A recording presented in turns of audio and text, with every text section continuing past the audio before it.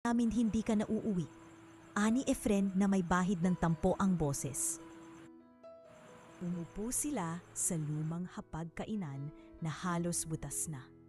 Pinilit ni Adela na maghain ng tinola kahit halatang kapos.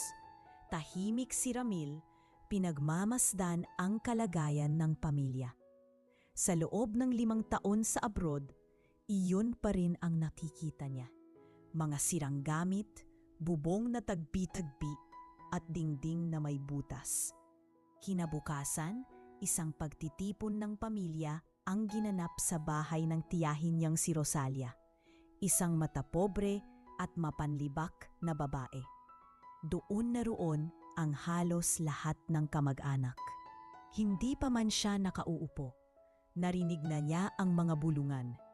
Ayan na ang OFW na walang naipundar, ani Rosalia.